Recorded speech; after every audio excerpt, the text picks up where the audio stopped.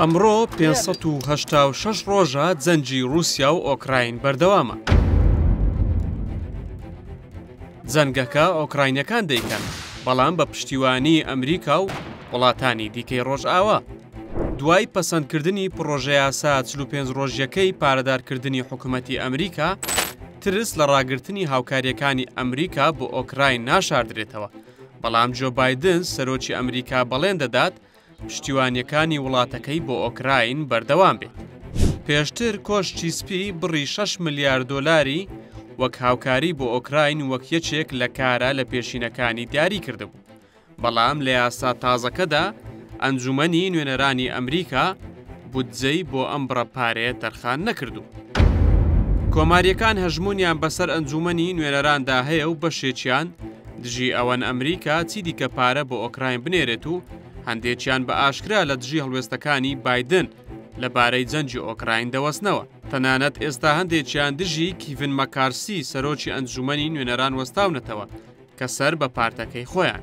ڕۆژنامەی واشنگتن پۆست لە ژمارەی ئەمڕۆی دانووسیوێتی دوای ڕزگارکردنی حکوومەتی ئەمریکا لە پەککەوتن بەهۆی پەسەند نەکردنی بودجەوە، ئێستا هەوڵێک دەدرێت بۆ لە کارلادانی کیڤن مەکارسی.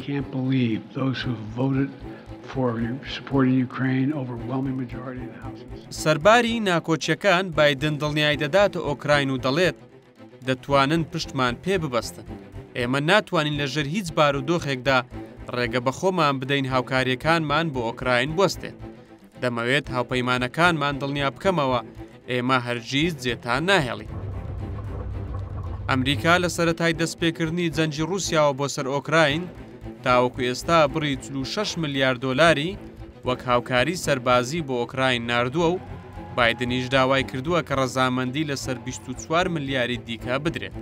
ئەمە جگە لە ناردنی چەندین چەک موشک و کەلوپەلی سەربازی کە بۆ وڵاتەکە ناردوونی. ئۆکراین ماوەیەکە ڕوبەڕووی هەوڵێکی نێودەوڵەتی بووەتەوە بۆ دەستبەرداربوون لە هاوکاریەکان بووی. پێشتر پۆڵەندا دوای ناکۆچی لەگەڵ ئۆکراین هۆشداریدا کە چی دیکە هاوکاری سەربازی ئۆکراین ناکات. ئێستا سلۆڤاکیای ئەندام لە ناتۆش لە هەمان ڕێچکەدایە. ڕۆبێرت فیتسۆ سەرۆکی پارتی چەپڕەوی سۆشیال دیموکراتی سلۆڤاکیا هەڵبژارنەکانی ڕۆژی شەممەی وڵاتەکەی بردەوە کە دۆستی پوتینە و بەڵێنی داوە یەک پارچە چەک بۆ ئۆکراین نەنێرێت.